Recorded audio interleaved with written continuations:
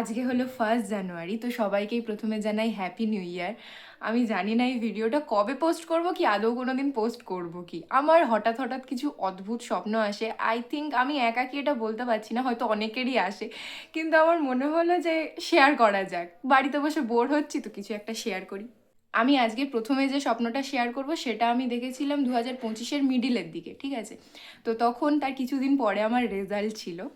আর আমি একটা স্বপ্ন দেখেছিলাম, হঠাৎ করে রেজাল্ট কিছুদিন পরে আছে, রেজাল্টের টেনশন অবশ্যই মাথায় থাকবে। তো আমি একটা স্বপ্ন দেখেছিলাম যেখানে আমি দোকানে যাচ্ছি, আমার মা আমায় ডিম কিনতে দিয়েছে, ঠিক আছে। তো আমি ডিম কিনতে দোকানে যাচ্ছি। এবার দোকান থেকে ফিরে আসার পরে আমাকে কেউ আমার রেজাল্টের ব্যাপারে জিজ্ঞেস করছে। এবার ডিম আমি সেখানে কিনেছি, কিন্তু ডিমগুলো না সিদ্ধ ডিম, মানে অদ্ভুত স্বপ্ন। দোকান থেকে ডিম কিনেছি, সেটা হচ্ছে আবার সিদ্ধ ডিম। তো ডিম কিনে আমি যখন আসছি, আমাকে কেউ একজন জিজ্ঞেস করছে যে ডিমগুলো দেখি না, তোর রেজাল্ট কিরকম হলো। তো আমি রেজাল্ট বলছি ডিম গুনতে গুনতে, মানে একটা ডিম 10, আবার দুটো ডিম 20, এরকমভাবে আমি মানে রেজাল্ট বলছি। আর সেখানে ওই যে ডিমের যে প্লাস্টিকটা ছিল, প্লাস্টিকটার ভিতরে আবার লজেন্স ছিল। লজেন্সটা কোত্থেকে গেলো আমি জানি না, কিন্তু লজেন্স ছিল। মানে অদ্ভুত টাইপের একটা স্বপ্ন। তারপরে সেখান থেকে মানে এমনভাবে আমি মার্কস গুনলাম যে আমি খুব ভালো মার্কস পেয়েছি। তো সেখান থেকে ওই স্বপ্নটা হঠাৎ করে আবার কেটে গেল, ওটা গেল। তারপরে এই রিসেন্ট কিছুদিন আগে একটা স্বপ্ন দেখেছি, মানে আমি যেন একটা সিনেমা দেখেছি স্বপ্নের মধ্যে। মানে ওই রকম টাইপের একটা, মানে আমি যেরকম স্বপ্ন দেখেছি ওটা থেকে একটা সিনেমা বানানো যাবে। তো স্বপ্নটাই ছিল একটা দাদা একটা বোন, তারা গরিব ছিল। আর একটা ছেলে ছিল, হিরো তো অবশ্যই থাকবে।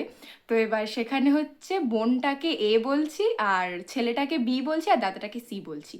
তো এ যে ছিল সে গরিব ছিল, আর সে স্টেশনে জিনিসপত্র বিক্রি করতো সি এর সাথে। আর সেখানে যে বি ছিল সে একটু বড় লোক মতো। তো সে হঠাৎ একদিন স্টেশন থেকে যাচ্ছিল, আর যাওয়ার সময় তাকে এর দেখে পছন্দ হয়ে গেছে। তো এর দেখে পছন্দ হয়ে গেছে, খুব ভালো কথা। এবার তারপরে হঠাৎ করে মাঝখানে কিচ্ছু দেখিনি, মানে হয়তো দেখেছিলাম, আমার মনে নেই। আর তারপরে হঠাৎ একদিন যে সি ছিল সে কোনো একটা বিয়ে বাড়ি যাচ্ছিল তার বন্ধুদের সাথে, ঠিক আছে। তো এবার বন্ধুদের সাথে বিয়ে বাড়ি যাচ্ছিল, কিন্তু হঠাৎ সেখানে সে কোনোভাবে যত সম্ভব মনে পড়ছে যে সাপের কামড়ে সে তো মারা যায়। আর সেখানে মানে মানে এই স্বপ্নটার মেন একটা হলো যে আমি একটা ওষুধ টাইপ দেখেছিলাম, মানে একদম জাদুকরি ওষুধ। তো সেটা ইনজেক্ট করলে শরীরে, যে সেখান থেকে সে আবার জীবিত হয়ে যাবে, আর তার কাইন্ড অফ পার্সোনালিটি চেঞ্জ হয়ে যাবে। মানে যে সি ছিল সে খুব ভালো নম্র ভদ্র ছিল।